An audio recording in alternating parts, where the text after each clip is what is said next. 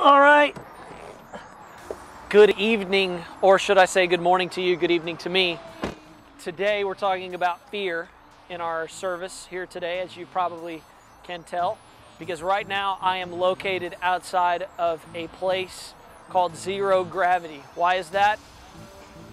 Because there's not much gravity at stake here, or gravity is pushing. I don't know why they call it zero gravity actually, but today I'm here to face one of my fears.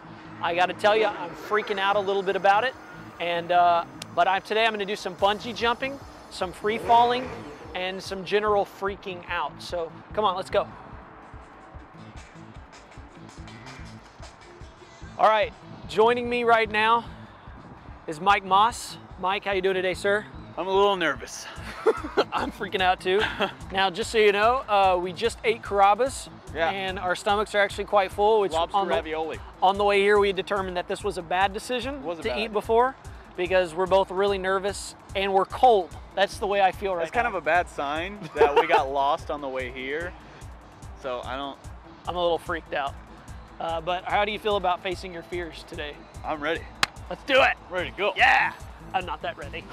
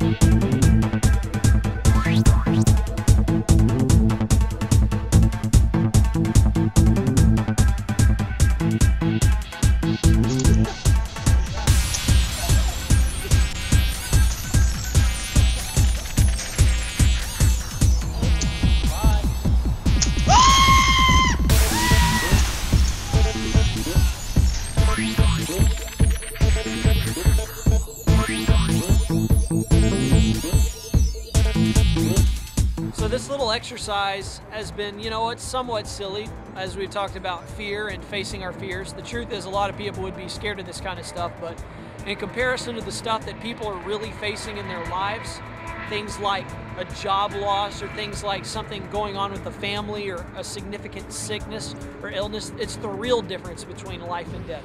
The kinds of things that people are looking at and they're thinking, what in the world am I going to do, and how am I supposed to deal with this in my life? So last week we started this series over fear. We talked about how to overcome the Goliaths in our life whenever they're standing over us, and how oftentimes we need a change of perspective. But for some people, maybe that's not practical enough. They need advice. They need to figure out what's the first line of defense, the first thing I need to do when learning how to deal with the fears in my own life. So today we're going to talk about it. We're going to start this series and finish it with this thought in mind. What's the first line of defense that I need to conquer my fears? Let's talk about it. The rest of this series, called Fearless, starts right now.